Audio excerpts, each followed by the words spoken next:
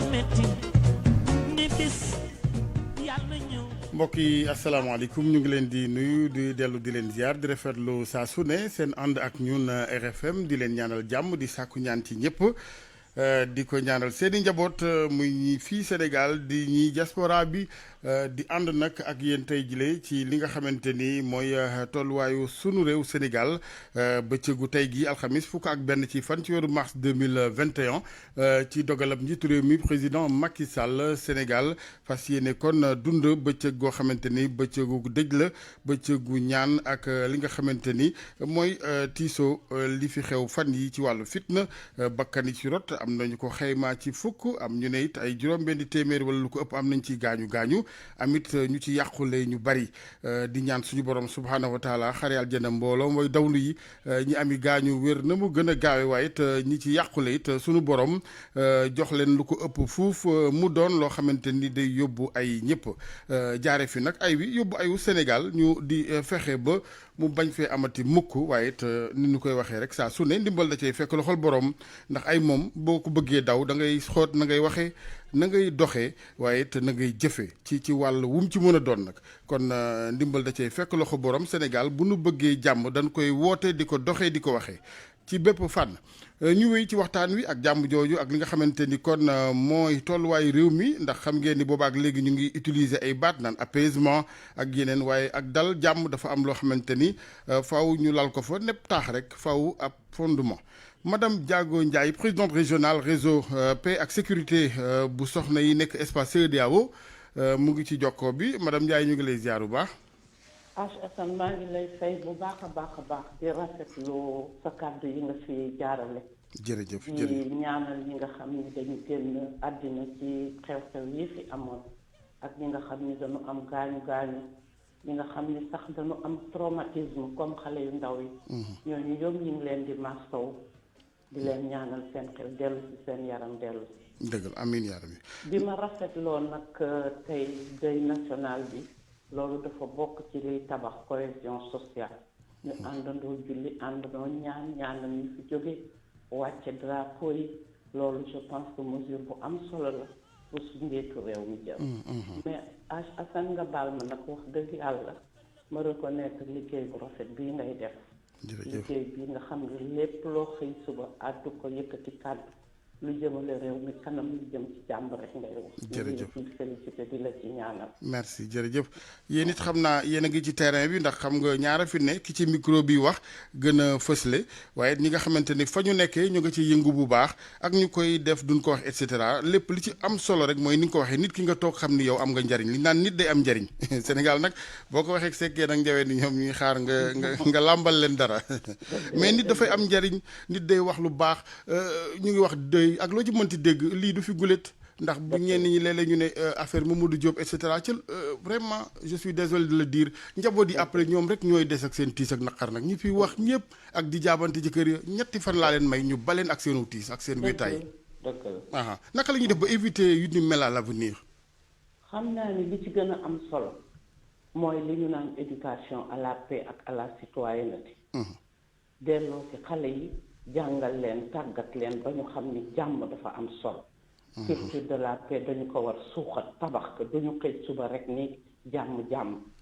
gis nga secrétaire général des Nations Unies bii 23 mars bii passé dafa jël benn déclaration ni képp ku xam ni dafa nekk ci ay fitna dëkk yi nañu teg ngànnaay yi li ci gën a gaaw bàyyi xeex bi surtout dëkk yi nga xam ni dañu fare suñu mbokk Nigéria Burkina ak Mali ak ñeneen pour espace CEDEAO bi rek laay wax parce que lu tax mu wax ko dafa ne mënuloo boole di xeex ak ñaari ennemi ñaari noon mbas maa ngi fi nekk suñu noon ñuy xeex ak moom ñu bëgg di yëkkati ngàndaay di reyante ak di xeex ci suñu biir pourtant ñun defoon nañ ci liggéey bu am solo ba def parce que dafa tombé mas nañu def campagne médiatique te ñu ngi fi ba léegi je pense que am na réew yoo xam ne dégg nañu ko mais fii ci seeni réew xam nga lu fi manqué mooy li ma lay wax module boobu ñu naan éducation paix ak citoyenneté te loolu nag warul doore école rek ci kër yi lañu ko war joññe parce que ci kër yi lañu ko war suuxate parce que su fekkee ni da nga am sa njaboot da nga leen di teg ci yoon. ni leen yow ci sa bopp da nga war a fonk sa bopp yëg sa bopp.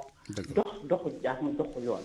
ni ki nga xam ni da nga bokkal moom ndey ak baay wala nga bokk ak moom baay wala muy nekk sa cousin sa doomu bàjjen wala sa doomu tante ngeen bokk kër da ngeen war muñante. loolu lañ naan tolérance.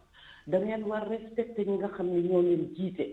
loolu tamit ci respect sa bopp la parce que ku respecté sa waajur ça veut dire que xam nga luy yëg nit xam nga luy respect ba yow respect sa bopp. soo defee loolu nga ni ko li ci kër gi alal gi ci kër gi da nga koy sàmm. robinet kenn du ko ubbi rek bàyyi ko mu dem.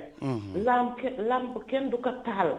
taal kër gi yóbbu dem sa yoon muy tàkk am njëkk télévision nga taal ko loolu asan yàq la. kuddu gi sax sunu la ko joxee nga waddal ko for ko. mbalit soo ko gisee sa biir kër fal ko. loolu soo ko defee ba tàggat ci xale yi suñu accès école. xale yi 2 ans la ñuy ñëw léegi école. man dama amee école. ñun dañ fay def aussi lii ma la wax. parce que xale bi li ñu koy jëkkal jàngal dañuy teg corbeille. ni ko kii corbeille la su këyitu waddee yaa ko fi waddal soo butee ba pare demal nga sotti ko fa. bala ngay def dara demal nga raxasu sa loxo ñu yóbbu la nga raxas sa loxo ba mu set jox la serviette nga pompe sa loxo. mais tamit ni la sa moroom soo dendeek moom amul bute daggal ci sa bute bi la yàlla jox nga may ko. bokk ak moom. maanaam ci gàttal jàngal nit ki ak nite mu sori lool ak mala. exactement suñu demee nag ci classe yu ndaw yooyu ba jàngal leen loolu classe yu mag yi ñun dañu am discipline yu bees yu ñu fay jàngale. apprentissage de la démocratie doo koy suba rek ni démocratie. ñu bare koy wax naan démocrate laa te xamuñu sax lu mu doon. kooku yaa ngi koy jàngale ci parlement scolaire yi. ak club de pays. soo jógee nga ni bonne gouvernance kooku tamit discipline bu ñuy jàngale la. respecter institution yi. président de la république da nga koy respecter. assemblée nationale da nga koy lépp luy institution da nga ko war jox gëdd. gis man école bii ma jiite depuis 2004. avant chef de l'État ne levée des couleurs. ñun su vendredi bu ñu xëyee plutôt lundi bu ñu xëyee. dañuy yëkkati drapeau yi élèves yi taxaw. su àjjumaa ñu wàcce ko. gis nga bi ñu ko daan def début bi ci quartier Hann Maristes. nit ñi dañ daan romb di ree naan xale yi lu ñuy def nii. ñii daal ay tubaab la. mais gis nga léegi suñuy levé couleur. oto yëppay taxaw. ndax ci biti lañ koy defee. maa bi ci biti la ne. su ko defee xale yu wàcce ko ñu wan leen ni ñu koy leme d'abord ni ñu koy yéegee ak ni ñu koy leme. dugal ko seen classe yóbbu ko bureau directeur xam nga loolu suñ la ci tàggatee. daa xam essentiel lu drapeau lu mu doon. daa xam ni yow sa dëkk da nga ko war a fonk da nga ko war a naw daa xam ni kilifa yi da nga leen war a fonk da nga leen war a naw voilà. jàng leen également lépp loo xam ni genre la diggante góor ak jigéen. lu tax ngeen war respectante. lu tax ngeen war wegante jàngal leen tolérance. demoon nañ sax ba benn année ñu organiser lamb suñu école. HBK Mbaye mii moo ñëwoon doon ko animé. pour te dire gëdd gi ñu ko joxoon. ñu formé leen parce que booba dañu gis ñaari xale yu doon xeex di bëri ñu ne da ngeen di bëri ñëw leen dinañ leen teg ci biti ngeen bëri. mu am ñaari camp supporters yi xam nga loolu lu ñu leen doon jàngal. espace tey bi ñu war a indi ci espace culture yi ak espace sport yi. loolu dafa am solo. am na solo parce que li ñuy kañee waa bitim réew léeg-léeg wala réew yenn yi ñoom dañ ko jikkoo rek gënuñu c'est-à-dire boo xoolee gënuñu ay valeurs surtout ci wàllu démb ak yooyu. mais jikkoo lu baax rek moo fi ne li may wax ni julli sax ku la ko dàq dalaa gën a tàmm lu baax rek. exactement et puis delloo si valeurs yi xam nga école yi bu njëkk am na sax man projet bu ma nekkoon ñu def fa ay école yu ndaw pour xale yi. mais maam yi lañ daan ci di ñuy léba xale yi di leen nettali cosaan di leen nettali démb. xam nga loolu luñ ci jublu woon. programme boobu pour delloo si waat maam yi seen fonction bi ñu daan joué ci société bi. pour delloo si waat valeurs yi nga xam ni dañ ko bàyyi. muy valeur u séddoo muy solidarité. valeur u tolérance muy muñalante valeur u partage. valeur u xam sa cosaan comme li nga wax xam sa gëdd. valeur u jom valeur u kersa. ñun looloo taxoon ñu amoon programme boobu. mais il faut prêcher par l'exemple également ça bu ñu demee ba mag ñi tamit ñoom yéematuñu wax dara. parce que xale day toppandoo rek xale yi. mais li nga wax réew moo xam ni mag ñenn ñi ñoo gën a yaradiku loolu tamit nañ ko wax ca dee rek. wax dëgg yàlla ñun dafa am lu ñu manqué man yàlla def na CEDEAO gii ma nekk avant mbas mi presque weer wu jot damay génn Sénégal dem mais soo xoolee ci yenn surtout sax bi mbas mi commencé woon ñu ubbiwaat frontière mais man bi ma àggee Lomé dama jaaxle. ay xale yu ndaw lañu solal tenue yu nekk ci aéroport bi di surveiller nit ñi. gis nga sa masque soo ko tekkee sax di takk téléphone. di wuñu téléphone. dañuy ñëw ci yow poliment ni la takkaatal sa masque. ma dem Ghana gis ni nit ñi respecté mesure barrière yi gis dañu respecté takk masque. te Sénégal aéroport soo fi tegee sa tànk. mais ñi nga xam ne ñoo chargé wu sax contrôler say document de voyage ñooñu kenn takk ca woon masque. mu jaaxal ma ah. c'est-à-dire rigueur bi rek mooy manqué c'est-à-dire même su boobu ñu ne woon dañoo décider tey jii bale mbedd mi ñaari fan ñu taxawaat c'est-à-dire que def dara dans la continuité moo ñu të. exactement Pastef fu gi daal moo ñu të. fu la neex sànni lu la neex def. fonk loo toilette da ngay dem ci lieu public yi. semaine bee rek dama doon animé benn conférence place du souvenir heure jàpp jot nga dem ci toilette yi amoo sax foo teg sa tànk ndax salte mais loolu ci ñàkk yàlla ñàkk éducation la bokk. rafetul loo xam ni ñëpp a ko bokk. ñëpp a ko bokk dañu ko war a sàmm. dëgg la. vraiment am na solo madame Ndiaye en tout cas laaj bu mujj bi rek mooy jigéen ñi quand même parce que ñoom moom loo ci mënti dégg dañu am njariñ lool ci penc mi magasin yàlla la ni ñu koy waxee. waaye léeg-léeg am ci ñenn ñi ñu baal ma ñu ma ko sañ a wax ak càggante dañ naan ay jot amul jamono neexul boo xëyee ba ngoon buñ la wooyee sax ne la ana sa doom nga ne man de gëj naa ko gis ca suba. keroog conférence boobu ma la doon wax te xale yi ñu doon tuddee reservation dañu bokk ci projet bu ñu naan doyale. mais xale yi dañu ni kat ñoom moo leen di yar léegi ana seeni yaay. parce que seeni yaay ak seeni papa su lu xëyee dem ñu ngi koy excuser wu sax ndax condition économique yu jafe yi. moo tax ku xëy da ngay dem wuti koom pour loo dundale sa njaboot. loolu dëgg la mais tamit am na minimum de temps boo xam ne. mais nag benn demu ci bàyyi morom ma waaw. moom la c'est ça parce que bu benn bi ëppee morom mi aw lay rek lay doon. économie naam mais l'un n'exclut pas l'autre quand même. jox ko sa njaboot soo ñëwee nga toog saytu leen seet leen. nga ngeen jàng école nga xool kii lu sikk ci moom nga wax ko ko. ainsi de suite mais bala nga koy xam nga amee école dafa am waajur yu sàggan yoo xam ne da ngay waar ci yàlla. pour wàcc jot ñu jël ci seen doom sax. problème la te école privée la. da ngay toog di leen xaar ba heure yoo xam ne. école dina tëj 1 heure de temps après nga toog wala 2 heures. te su ñëwee attaqué la. doy na waar. Assane daal li ma ñu ngi lay gërëm bu baax waaw madame dama bëggoon wax rek ñun jigéen ñi. ñu ngi ci boobu ba léegi ci terrain bi di xeex ci. xëy na da ngeen ko yóbbul nag mais ñu ngi ci liggéey yu bare bare ci suñu programme de renforcement de capacité. mais Assane dama ni war nañu aussi wut ay modèles yu góor ak yu jigéen. yow dama doon wax naan bés bu ma amatee opportunité teg sama tànk CEDEAO ak ku may waxal. dinaa ne ko dafa am ñoo xam ne dañ leen war a def ambassadeur. vous êtes un ambassadeur. jërëjëf on jërëjëf doit Ndiaye faire de vous un ambassadeur de la paix. jërëjëf moi Ndiaye je suis dans la fédération universelle pour la paix. mondiale pour la paix danaa la ko proposer ñu tabb la ambassadeur ñëw fekk la fii nga toog. ñu indil la sa raayu jox la ndeysaan merci beaucoup institution yi vraiment la ñu def suñu xel ci loolu. ñi nga xam ne dañuy liggéeyal réew mi. ñu jël leen def leen ambassadeur. am na solo centre bu siiw nga rek ñu ne la ambassadeur. te doo liggéey daal. te yéen a ngi fi vous faites le travail dans l'ombre. merci je vous félicite en tout cas et je vous encourage. jërëjëf madame Ndiaye jërëjëf en tout cas yéene bi yegg na c'est très encourageant ñu ngi lay gërëm bu baax di la sant ba tey ci pencu gi RFM rajo Futur Média ak ñun monsieur le directeur de cabinet bu mairie bu Gorée le maire Augustin Senghor ñu koy ziar bu baax. xam naa bu ñu amee occasion dañ ko laaj lu tax kaaf gi mu bàyyi affaire yi noonu monsieur Camara maa ngi lay ziar bu baax. waaw Alaaji Assane Gueye maa ngi lay ziare. Tidiane Camara ni ma ko waxee ngay directeur de cabinet bu maire bu Gorée ñu ziar waa Gorée yëpp di leen ñaanal jàmm kon bisimilah ci tolluwaay réew mi rek ak yow li nga gis ne buntu ndax fi mu ne fourneau bi dañ ko bëgg a uppee nu ne. doonoon aussi un ancien président de la ligue de football bu Dakar. waaw gars yi sportif yi xam nañ la macha allah. pour loolu aussi dafa am solo. waaye li tax may woote du ci ndombo tànk yooyu. parce que ndombo tànk yooyu yëre yuñ la soral rek. buñ ko summee citoyen ngay doon. dëgg la. Tidiane Camara juddoo Foundiougne. fekkee lu bari ci réew mi. Alaaji Assane réew mi. war nañ ci tiit bu baax a baax a baax a baax a baax. li tax ñu war ci tiit. jamono bii ñu génn muy Covid bi. première sortie bi ma def ci Covid bi. maa ngi ko defee ci rajo communautaire. ma ne Covid bii.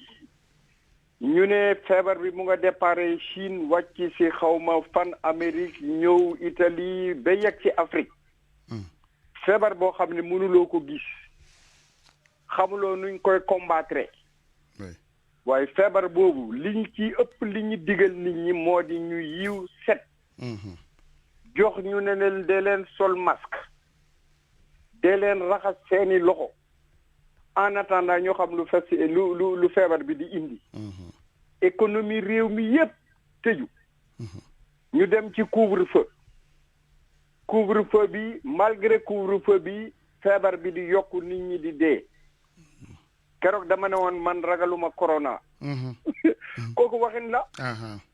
parce que suñu borom bim ñuy sàkk tàgguwul doomu aadama. moo ñu wàccee ci kaw suuf. te bu ñuy jël du tàggu kenn. waaye fagaru fi lañ ko fekk. c'est le minimum. bon nag buñ ne amul nañ ne am na. waaye nag nañ respecté ndigal yi ñu joxe. am na solo. loolu waxoon naa ko. corona di dox ba tey jii ñu ngi wax ay mesures d'allègement. commencé di am solution avec des vaccins yoo xam ne motaleegul 16 millions de sénégalais yi. rawatina mag ñi. ak ñi nga xam ne c'est les gars les plus affectés. waaw loolu du problème. dëgg la. ñu jóge ci loolu Alaaji Assane. ñu ci suñ gouvernance bi. ñuy doxal réew mi ci doxalin boo xam ne ku tiitul rek da nga xamul danger yi gete réew mi actuellement. tey jii man dama ne triptyque bi nga xam ne mooy difficulté Sénégal. mooy santé. éducation. ak dellu si ci suñuy valeur culturelle. parce que réew mi démb dafa am nu mu doon doxee. dëgg la. te suñu nit yi diine yi ak nit yi religion yi. su méttiwaan dañuy wax. te ñooñu bu méttee ñu ne leen wax leen. waaye dem nañ ba nga xam ne fi mu nekk nii pour wax ak sénégalais yi sax da ngay yaakaar ne mënatuñu wax ak ay doomu aadama. bon triptyque éducation. mu ngi posé wu. santé mooy li ñuy wax ne avant tout. après suñu valeur culturelle yi ñu bafoué ko nag di jël valeur culturelle yi jàmbur yi. Alaaji Assane. mais feebar boobu xóot na ne kon nag dafa laaj paj mu wér de ndax loolu réew mu ko feebaree du lu yomb rek wala ay wax jàll moo koy fajaa moo koy yëkkati malade boobu. gis nga man damay faral di wax ne Sénégal on conjugue toujours au futur. dafa am problème yoo xam ne c'est des problèmes immédiats nit ñi teg ci seen bët. ñii gouverner teg ci seen bët. dañu war a régler loolu. parce que man accalmie bi ñuy wax. rafetlu naa ko trop mais man bokk naa ci ñi continuer di tiit. parce que tey jii borom kër yi dañ démissionné sax ci seen njaboot. dëgg la man damay jël benn exemple gis nga Alaaji Assane bi yëf yi tàngee sa tàng. man daanaka suma doom yëpp ay majeur lañ. mais damay jël suma téléphone di leen woo fañ nekk ne leen waaw yéen mbaa yéen a ngi toog seen kër mbaa yéen a ngi surveiller sët yi.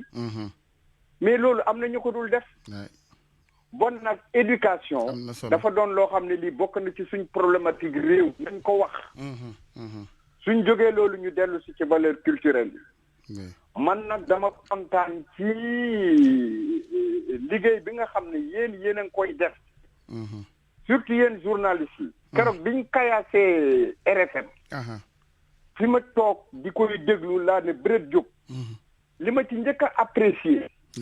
moo di un homme de valeur comme vous yow da ngay bañ ko wax sa valeur mais dinañ ko wax. jërëjëf parce que yow yaa ngi wax valeur yi nit ñi. mais yow bokk nga ci ñu mën a combat bi. wax naa la ci téléphone parce que ñi bëgg a woote ci réew mi dañ bari te El Hadj Assane am na loo xam ne lu aussi bàyyi leen ko xel yéen médias yi. gis nga médias yi télévision yi am pagaille rajo yi am pagaille mais boo taalee télévision yi les mêmes têtes rek ngay gis ñuy wax. invité yi waaw invité yi. waaw bàyyi leen ñooñu dañ leen jox ay ndombo tànk pour ñu liggéeyal dëkk bi dañ leen di dem seeti les gens de valeur. yaatal man am na émission bu may seetaan xaw ma wëndeelu la tudd xaw ma. ñuy jëli ñi nga xam ne c'est des gens de valeur démb. ñuy wane seen valeur. pour jox leen en exemple. oui.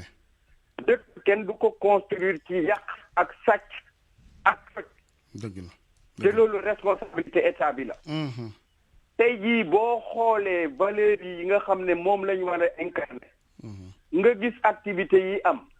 man jàngat bi ma jàngat ci lii xew te bloqué dëkk bi 48 heures wala 4 jours nit ñi di sàcc di sànniwante xeer ñii di jàkkaarloog force de sécurité yi mais force de sécurité yi ñooñu ñu am mérite lañ tey am na ñaari communication yu ma dégg ci un homme politique mu rassuré ma mu affaire Casamance bi affaire Casamance bi benn homme politique daf ci jël position bi mu ci jëlee position mu ne nañ leen teral armée yi ma ne alhamdulilahi rabbil alamin am na homme politique buy xalaate noonu tudduma tudd kenn nag donc loolu war na bokk ci suñ préoccupation parce que man miy wax ak yow te ngeen permettre ma ko à travers vos ondes ku amul mbokk moo ñàkk ci situation réew mi rek doo xam métit bi surtout les hommes de tenue dëgg la man mii am naa rakk bu ma bokkal ndeeg baay yal na suuf oyof ci korom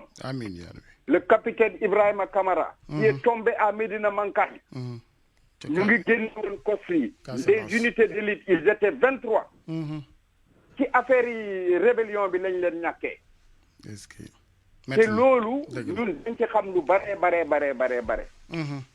mais ñooñu nag dañ leen war a sargal parce que ils ont choisi les drapeaux man bi ñu leen di enterré maa ngi taxaw Casamance boobu temps le général Lamine Cissé moo doonoon général des forces armées ñu tëral leen 23 drapeaux ñu muur leen ndeysaan général bi na ils étaient disposés à une très grande carrière militaire ma répliqué ne ko mais ils avaient choisi les drapeaux donc loolu valeur la moo tax homme de tenue yi liñ leen jox seen àq maintenant monsieur Camara nga baal ma est-ce que fooguloo ni ak yàq la réew mu ni toll ak autant d'hommes de valeur ñu bàyyee kàddu gi ay xale yu ndaw wala ñoo xam ne foog na ni ñoom la terreur rek moo war a jàll ngir ñu yàq réew mi parce que on parle de démocratie autant da nga mun a wax lu la neex ci wàllu xalaatin autant di nga nangul wàll wa ca des xalaatinam maintenant bu Sénégal tollee fii ñu am démb gu ni riche ay nit yu ni amee valeur ca ba tey ñu ngi fii au niveau des universités au niveau culturel, est-ce qu'il n'est pas temps que ces gens-là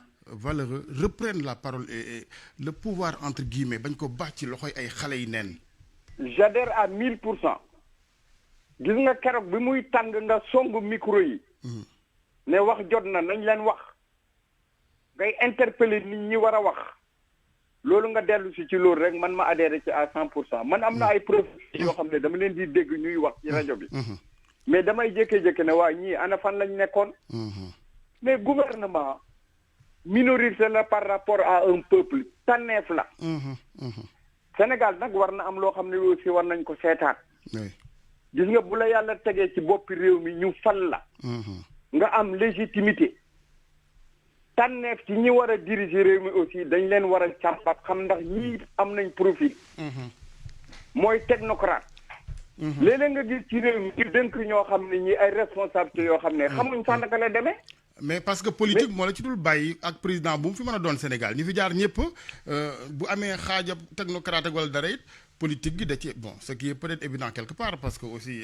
jiite c'est faire de la politique mais xëy na défini rek fa lañ dul wutee gëm naa ni politique du leen bàyyi ci loolu nga bëgg a wax yow càmbar ko jiital ñi gën a valeureux d'entre nous mais Alaaji Assane éducation citoyenne fi lañ ko fekk te dañ ko suufeel torop te éducation citoyenne moo di jàngal sénégalais bi surtout xale yi lan mooy Sénégal yi ëllëg gis nga li nga gis ni ñuy réagir ñàkk éducation la rek te éducation yi cellule de base bi famille bi am na ci responsabilité mais état aussi am na ci responsabilité buñ la xasee bi jox légitimité waratul am état d'âme te ci côté boobu nag aussi war nañ def distinction entre deux aspects une fonction de politique et une fonction de ministre c'est une fonction éminemment politique mais am na ci fonction éminemment politique yi aussi technocratie boo xam ne moo leen di permettre ñu mën a def ay résultats par contre au niveau des collectivités locales et territoriales si vous voulez du dee nañ leen delloo pouvoir bi peuple bi waaye ñii xëccoo ndombo tànk nañ dem xëccoo ji ko ci collectivité de base yi au niveau local assemblée nationale man seetaanatuma débat assemblée nationale xam nga lu tax waaw bu fekkee ne assemblée nationale ñañ fa tànn ñooy tànneef ñu ngi toog 16 millions de sénégalais di leen seetaan nga ci dégg baat yoo xam ne da ngay tiit. naan waaw kii moom naka la ñëwee assemblée nationale xanaa xamul ne askan bi lay waxal. mais justement tànnuñu leen nag ay liste lañ bawoo nag du pouvoir comme de l'opposition ay liste ci lañ fàqee koo dem de ñun kay dañ leen tànn indirectement xëy na. gis nga liste yooyu nañ ko seetaan. du maa ngi dégg ne ñu ngi jëm ci ay réformes parce que gis nga président de la république dafa war a doon koo xam ne ku mun a def lecture la am écoute. Macky Sall mooy diriger réew mi actuellement. avant mu ñëw Senghor la woon. avant Senghor kan la woon boobu ñu ngi tabax réew. Senghor jóge fi Abdou Diouf ñëw. Abdou Diouf kan la gagné du Abdoulaye Wade. te monde bi yëpp a ngi taxawoon ne Sénégal dina tàkk. Abdoulaye Wade a osé dire que man du ma jaar ci cadavre pour dugg palais. loolu message bu fort la. dëgg la. léegi bi mu duggee palais ñu jox ko raaya bi mu jël pouvoir bi waaw léegi kan moo remplacé Ablaye Wade. du Macky Sall. Macky Sall doomu Ablaye Wade la. mun naa wax ne élève Ablaye Wade la. Macky Sall moom tam jël pouvoir bi donc mënuma bañ a wax ne il n'est pas outillé pour diriger ce pays. mu ngi ciy def naam lu mu mën. mais nit ñi aussi nañu xoolaat seen posture yi. gis nga Alaaji Assane. am na solo 16 millions de Sénégalais. oui. soo compté gouvernement bi. nga ñëw ci conseil économique social et environnemental. nga ñëw ci haut conseil des collectivités territoriales. nga jël directeurs généraux de sociétés yi ak ñi nga xam ne ils sont dans le privé ñu confié woon ay responsabilités. sur 16 millions de Sénégalais est-ce que ñooñu mën nañ 5 millions. 5 000 personnes. non dank bu ndaw lay doon. dank bu ndaw lay doon. léegi ñiy liggéey am sagari place. des salaires dérisoires. boo leen xoolee ci ñooñu ñu ngi dundal da ngay gis kenn buy liggéey ci famille rek. mu ngi dundal lu ëpp ci famille bi.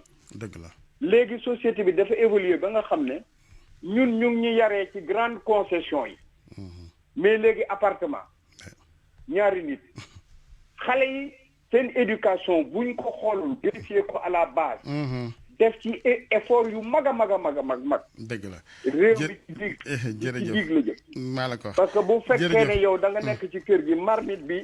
nga mer yow nga mer borom kër gi wala jigéen bi togg marmite bi mu mer ci kër gi. dem jël marmite bi bënn ko. football ko. mais bu ci am na ñëwee moom su waree togg dafay uti marmite. maa la ko wax. jërëjëf kon nag jërëjëf sëñ Camara. waaw li ma lay ñaan aussi li ma lay ñaan temps bi dab nañu man doyalu ma. mais bëgg naa.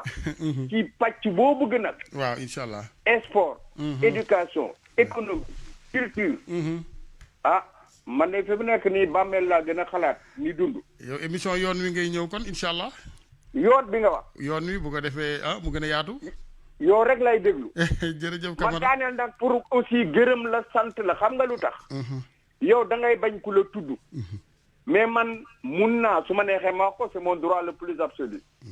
gis nga crise bi am te réew mi naroon a tàkk te fi mu nekk nii ñu def cessez-le-feu. mu mel ni Sénégal dafa nekk ci volcan xaw ma ban volcan la xaw ma type strombélien la xaw ma type avoyen. ñun ci volcan bi toog mais tey lakk gii fay. man su ma ci doon joxe prix. yow laa jox prix bi. merci beaucoup. patriote nga. jërëjëf ku xarañ nga ku am yar nga ku am teggin nga. te ku am capacité d'écoute nga.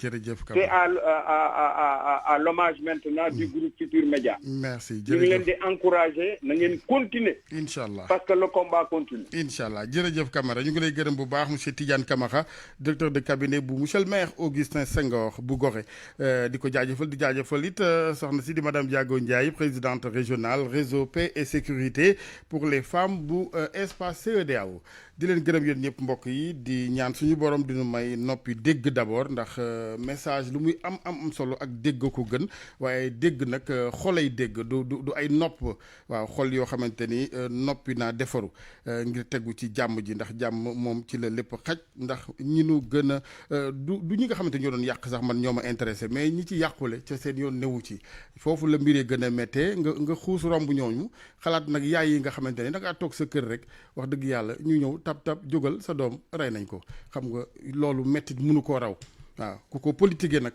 bu la jigee sax ma xam ni doo nit waaw ñëw rek defi discours rek ak boor boo mën a féete léegi ñu bàyyi njaboot yeeg seen tiis seen i wéetaay bu doon soutien de famille la aussi ñu torox ci ndimbal yoo xam ne bu ndimbalu benn fan du ko wees le cas Mamadou Diop est toujours là on ne cessera de le rappeler pour ñu mën a dégg am noppi dégg di mën a comprendre mën a xàññeetle mais du dàq dara nag ci xeex yi waaw xeex ci wàllu défini rek mooy fi ñuy werante mais résistance ak lutte ak nu ngeen ko mën a tuddee nit moom yàlla daf laa bind pour nga sàmm sa ngor sàmm sa ngor nag xeex yooyu ñuy mëne pour une amélioration de la vie sociale économique sanitaire loolu ci ngor ak sàmm sa ngor la bokk mais ci wàllu défini ñu fexe ba li ñëpp bokk ni ko monsieur Camara waxee cin li bañ a këpp bu yàggee waxuma la waaye kuy defar cin sax nga dul gisati 9h09 ci rajo Futur Média ci kanam tuuti rek xam naa Abdou Thiam ñu yëkkati ab bàkk may place ci kanam ñenn ci auditeur laata ñuy yëkkati jotaay gi leen fàttali seen émission yoon wi dinañ ànd ak soxna seneen honorable député Mously Diakhaté bu Benno Bokk Yaakaar Mously Diakhaté nekk ci assemblée nationale googee sëñ Camara junj sànq bu ñëwee wax nu liggéey baak nam fay demeek li nit ñi xaar ci ñoom li nu yaakaar ñun ñu bari di wax léeg-léeg ne ñoom gisuñu njariñ li ñoom ñu wax nu nanuy liggéey ca biir ak lu leen ko mën a teree fësal ak génn ci bureau yi génn ci espace yi ndax nit ñi aussi du nu mun a xam leen li liggéey léeg-léeg boo ko tojul buy ba du am njariñ sa àndandoo yi ni set buñ ko defee ni set buñ ko deful ni set setoo yi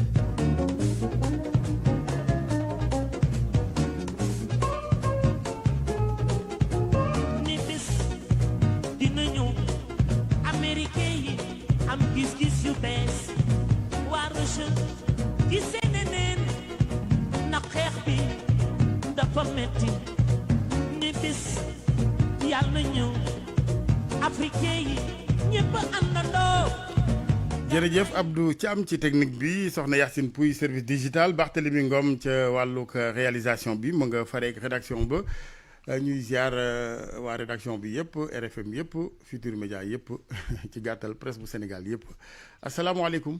waaleykum salaam. ñu ngi lay ziar sëñ bi. Alaaji Assane na nga def.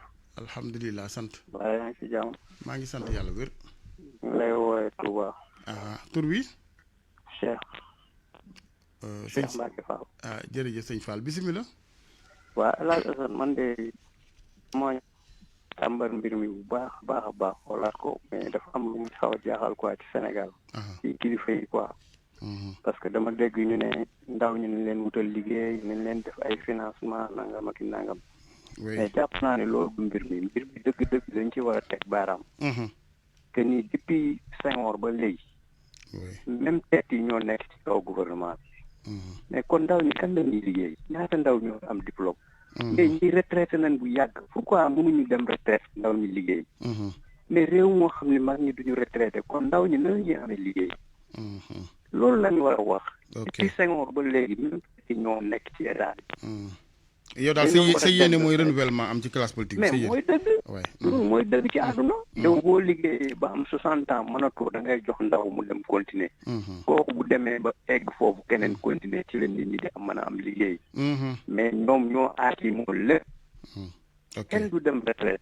day na waar loolu ku mel ni Moustapha Niasse ak ñeneen ñooñu waratuñ liggéey sax ñooñu waratuñ liggéey. sëñ Fall xam nga réflexion bi rafetoon na ba pare ñu bañ a tudd ñenn ñu fi nekkul rek xam nga li nga waaw idée bu am solo nga war renouvellement moo tax ñu naan à la retraite waaw très bien moo tax ñu naan retraite ndaw ñi dañu war a liggéey yow boo xoolee ñaata ndaw ñoo génnoon la fois passée kenn amu ci métier kenn liggéey yow Thiès te dëkk man Thiès laa dëkkoon avant may ko Touba et génie quand génie waaw imagine ay jamono dañ daan former ay ndaw. biir cangé mi amoon na menuisier amoon na maçon amoon na tapissier. dëgg la te ñu dëkk ci koñ bi ñoo fa daan liggéey di fa jàngi métier. xam nga. dëgg la mais yooyu yëpp amatul. très bien. mais foofu la ñu war a defaree réew mi mais du ay finance xale boo xam ni xamoo xaalis nga jox ko 3 millions ni ko dama lay financé mu génn jënd ci portable jënd ci ay jiin jënd ci nangam parce que amul métier. très bien il faut l'accompagner wax il faut may ko gët moo waral ñenn ñi sax jëloon gaal gi xaalis yi dem loolu point boobu tam laal nga fa am solo il faudra ñu leen di financer ñu leen di may gët ak di accompagner waaw très bien wala nga dugal ko ci centre ba mu am métier mu bañ voilà mu bañ a seen xaalis bi am na solo waaw mais xaalis boo xam ne da nga koy jël te amoo benn métier waay jërëjëf sëñ Cheikh waaw jërëjëf merci beaucoup vraiment am na solo ci xeltu gi macha allah asalaamaaleykum. maaleykum salaam. ñu ngi lay nuyu sëñ bi. waaw El Hadj Assane maa ngi lay nuyu. maa ngi lay fay bu baax. alhamdulilah waaw maa ngi rafetlu émission bi. jërëjëf. di ñaan yàlla lawalal ñu jàpp. amin ma bëggoon joxe sama xalaat rek. waaw. ma bëggoon joxe sama xalaat. ñu ngi lay dégg vas-y. waaw ci nu Sénégal di doxee jamono yi. li ma bëgg mooy ne institution yi ñuy coow. ñun xam nañ ay institution ndax damaa gis ne magistrat yi ñuy coow ne justice bi doxalul yoon.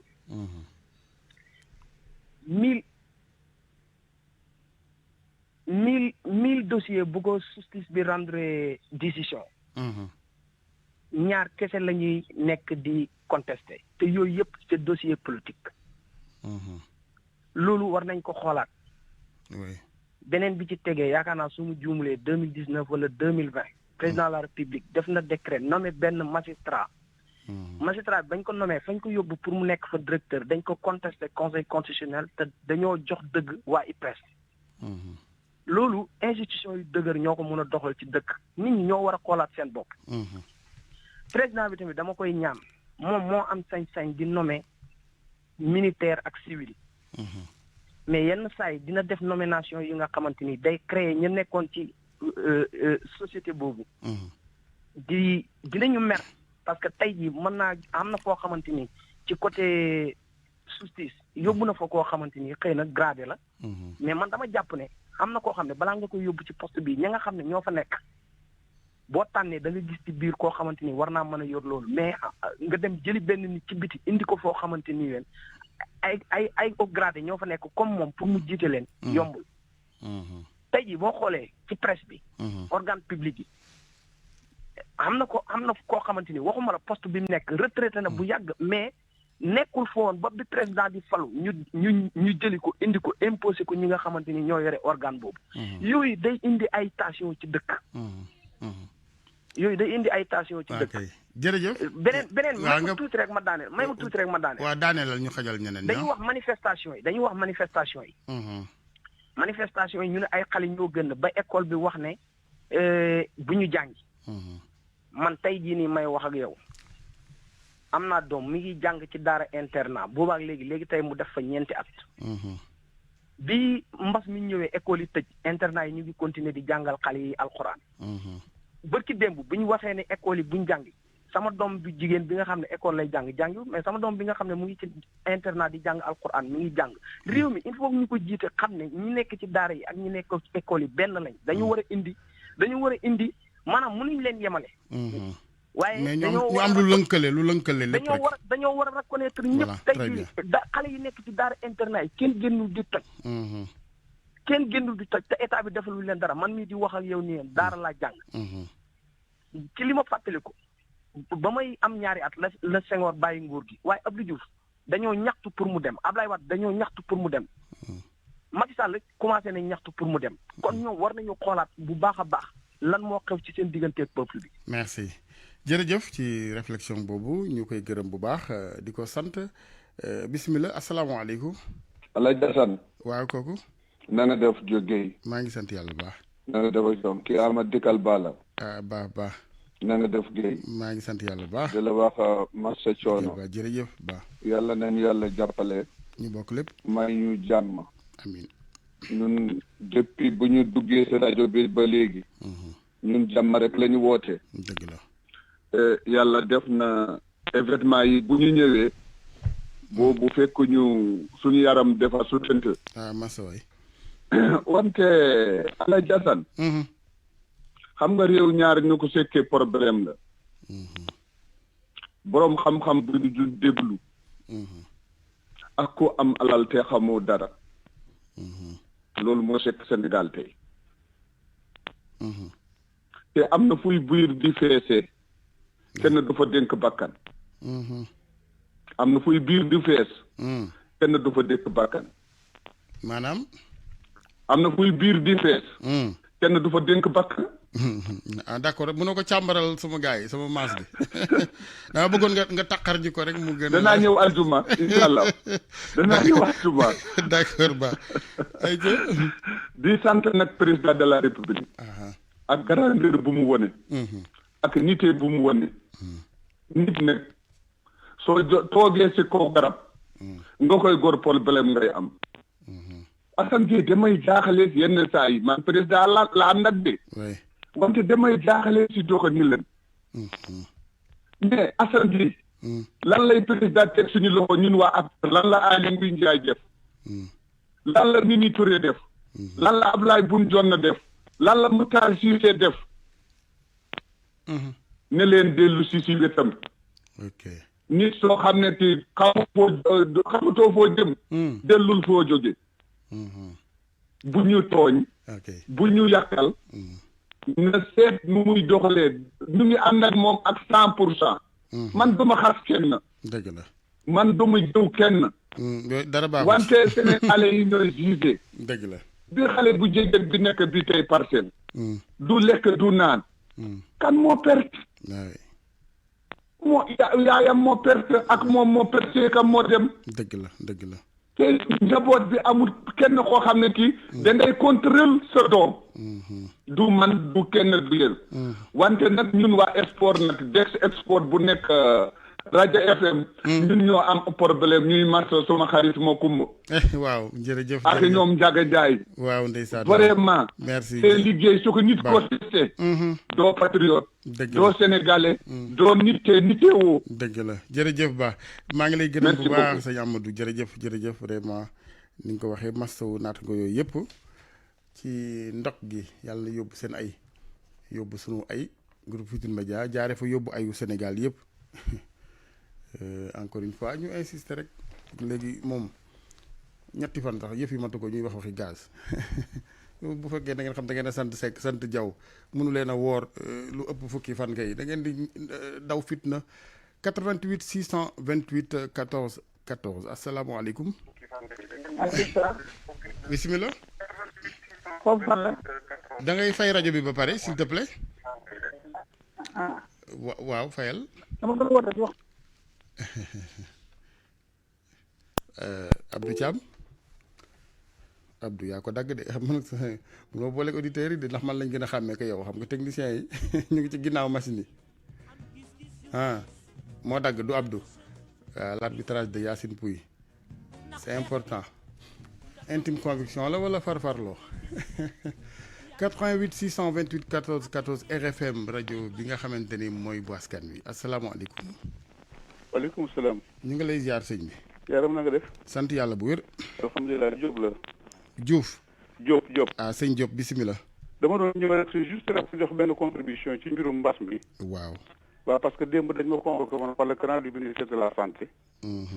au poste de santé centre de santé bu Grand Mbao c'est-à-dire hôpital Fass Mbao. waaw bu Sicap Mbao bi du moins. mais ba ñu fa demee il y avait un désordre terrible boo xamante ni il y avait pas moins de 200 personnes. maintenant. amul rang amul dara.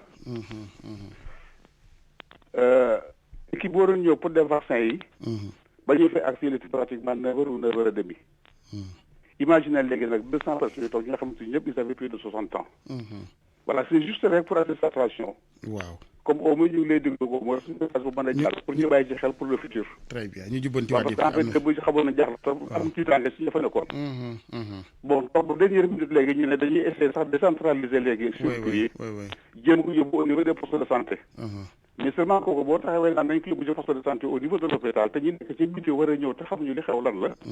donc là ça ne passe pas. dëgg la voilà c'est juste rek pour bokk ci loolu. am na solo Diop jërëjëf Guèye. jërëjëf Diop am na solo kon pour le ministère de la santé ci wàllu ñàkk mi ak centre boobu mu wax centre de santé bu Sicap Mbao 200 personnes buuxante yi ak désordre bi ñu gën a góorgóorlu foofu 88 628 14 14 asalaamaaleykum.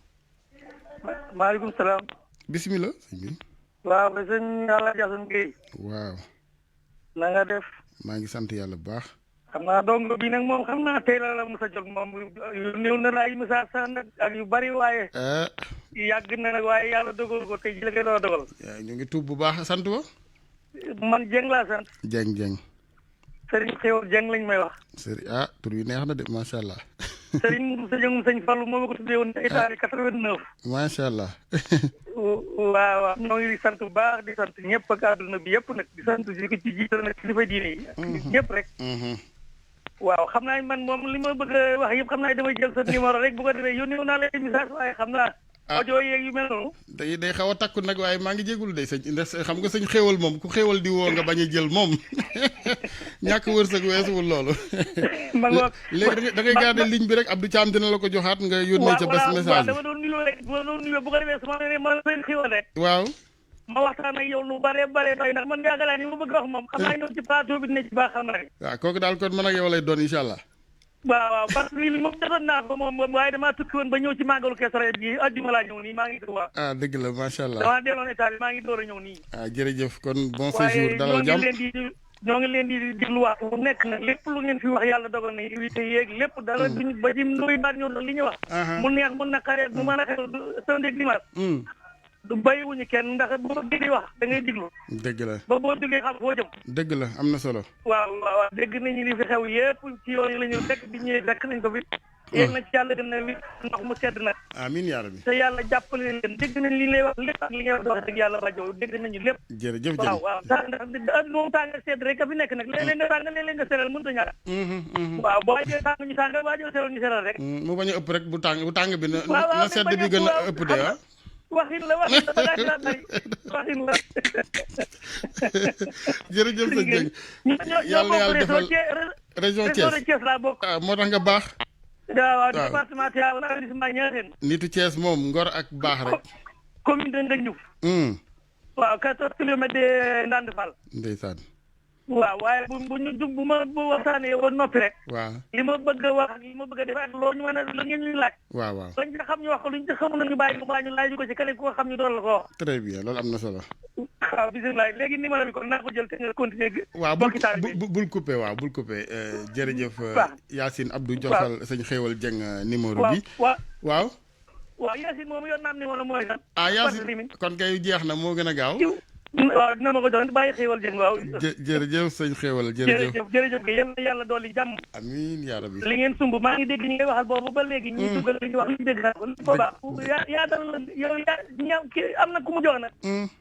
xam naa ni ngeen di seeti làmb ci kër yi. dee leen làmb ci yeneen kër yi ñeneen nit ñi ñoo xam-xam bari na waaye amuñu buñ ko waxee. wax nga dëgg de waaw ñu yaatal tuuti invité yi waaw am na ñoo xam ne wër plateau yi rek lañ fi nekkee. waaw plateau yi moom ñu fi daan ñëw ba nga fi ñëw ci seen bopp rek lay li jot seen bopp rek. ma ne ku gis nen a ngi dëgg gu wér ngeen wax jërëjëf Dieng. waaw baax na Guèye ba ci kanam. incha allah jërëjëf ñu bokk lépp. waaw loolu moom càkkutéef guy revenir la ci ngir rajo télévision Sénégal yi te ñi leen koy ñaan mooy ñu ngeen di liggéeyal rek faut pas kenn jaay fi star ak dara waaw koo fi siiw tey auditeurs yi tax wala téléspectateurs yi ñoom ñoo leen ñaan ngeen yaatal échantillon invité yi borom xam-xam yi bari nañ ci réew mi waaw aussi bien ci wàllu nasaraan gi que ci diine ji ci wàllu valeur démb gi di ci ziar sama xarit El Hadj Tall Ndollool bu 2STV waaw moom day dugg ci àll bi indiwaat démb wax ak maam ñu baax ñi ak les valeurs nit bu wéeruwul ci dara moom lu ñëw këf ko moo tax politique Sénégal xaalis kese bien évidemment fekkee ni amul dara loo wéeru xob ngay doon rek waaye xob bu dugg ci kàmb du ci mën a génnewaat boppam Abdou c'est bon 9h27 incha allah fii ñetti minutes ñu daggal waaw kooku waaleykum salaam allo. asalaamaaleykum. waaleykum salaam. sëñ Assane ñu ngi lay nuyu. ñu ngi lay fay soxna si. fan ngay wootee. mbokk waa RFM yëpp. jërëjëf xanaa. di nuyu auditeurs yi ak auditrices yi. waaw da nga yor rajo. waaw mais wàññi kii naa ko fay naa ko. waaw fay ko dafa am benn décalage waaw bismillah soxna si. waaw ñu ngi lay nuyu bu baax di rafetlu liggéey bi ngay liggéey ci Sénégal. alhamdulilah. dina ñaanal yàlla dëgëral la te taxawal la. amiin ñu bokk lépp. musal la ci mbooleem lu bon. amiin yaa rabbi. liggéey bi ngay def am na importance lool. jërëjëf. ñu doon wax nag en tant que ndaw.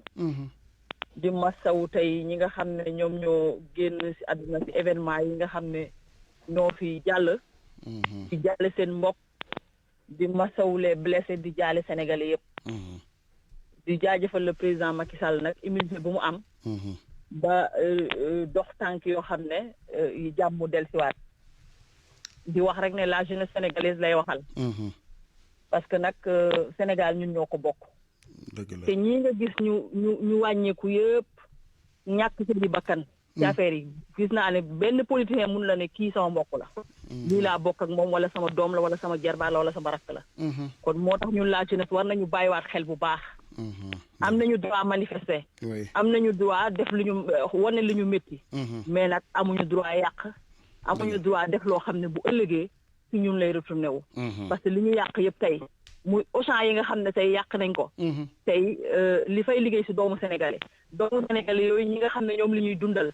seen famille yi ñu yor ñooñu tey fu ñu jëm war nañ ko xalaat. bu ñu xoolee tey station Total yi nga xam ne tey moom lañ saccagé taal ko. tey ñi fay liggéey ñi nga xam ne ñoo ko moom sax ay sénégalais lañ. franchise bi rek mooy Total.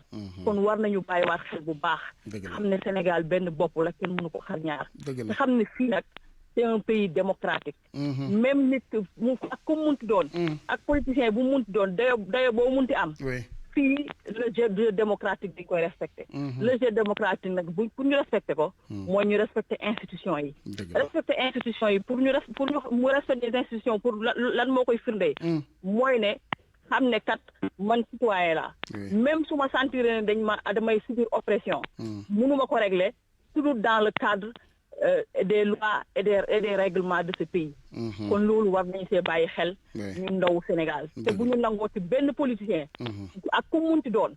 duñu woo ci yàq wala yàq alal boo xam ne bu ëllëgee ñu ñoo koy fayaat. ndaxte ñi ñu yàqal yëpp ay assurance am nañ ko te assureur sénégalais yi ñoom ñooy jëlaat seen xaalis fay ko. kon ñu bàyyiwaat suñu xel bu baax. xam ne Sénégal benn bopp la et le pouvoir ne se gagne pas par la rue. le pouvoir se gagne par le suffrage des Sénégalais. jërëjëf ku soxla réew mi da ngay dem ci Sénégalais yi. wóolu la dénk la. loolu daal laa doon wax Alaaji Assane. mais am na solo macha allah macha allah daal ñu bàyyiwaat xel. xam ne ñi fi nelaw yëpp ñi gaañu yëpp. benn politicien amu si mbokk. dëgg la gisuma kenn benn politicien bu jiitu. te sama doom jiitul wala sama rakk wala sama doom. kon nag la jeunesse war nañu bàyyi xel. am nañu droit manifester. mais awuñu droit def violence te violence bi moom c'est une première dans le Sénégal. c'est vrai que xale lañu waaye lii nag c'est une première te ñu ngi ñaan yàlla bu mu fi amati. amiin ñu ngi jaajëfal ñëpp di leen sant di leen gërëm di remercier auditeurs yëpp. jërëjëf am na solo contribution bi macha allah.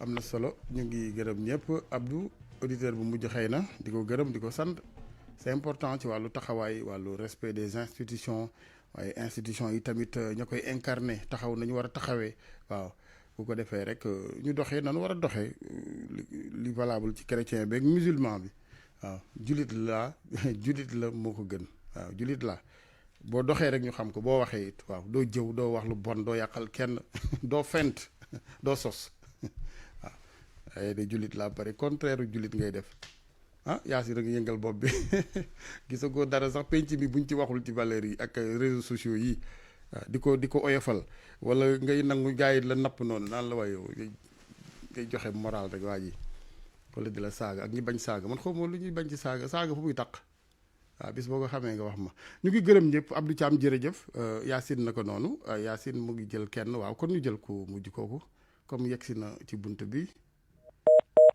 rocceeku na jërë ngeen jëf mbokk yi Abdou Thiam Abdou waaw asalaamaaleykum allo waaw di la nuyu rek di la bëggee di la ñaanal jàmm Mamadou Mador waaye ñu bokk lépp Mamadou Futurs Médias rek di leen wax ne leen jàmm rek ngeen am walaay incha allah ndax yéen askan wi ngeen fi nekkal yàlla du nit njaaxaanaay ngeen tëddee yow moom Alaaji Assane moom wax dëgg yàlla am bu man rek maa ko wax mais ay yóbbante la ñu bari dañ lay jaajëfal bu baax a baax di la encouragé di la wax ne la bul ragal dara li Oustaz Mor di wax nit ñi kenn moomu leen waaye na lay doxal sa dox rek waaw li ngay wax daal li ngay wax yëpp am na solo ma dox bi waaw doxal sa dox de gars yi nag ba kenn laal noonu. jërëjëf Médor vraiment. waaw di gàttal rek damay gàttal rek. waaw li ma ciy bëgg a wax mooy jàmm rek dama wax ne na ñëpp dox jàmm di wax jàmm muy yaay ak bàyyi nañu wax dëgg yàlla waxtaan ak njaboot gi ñu waxtaan ak ñi nga xamante ne bi ñoom ñooy seen doom yi dama ko dikk di wax leen ñi toog fu ñuy dem fu ñuy dikk ñi xam lan lañ nakal ci lan la ñuy dox waaye nga am sa doom rek xëy bàyyi ko mu mel ni lu kenn xamul. di dem lu ko neex lu mu indi rek nga ne ko jërëjëf lii de nangam di ko ci encouragé. te xamuloo fu mu ko jëlee. da nga jékki-jékki nga toog doo ko gis nga dégg ñu ne ma nga police wala ma nga gendarmerie. te su boobaa dafay nekk lu nga xamante ni bii du la neex.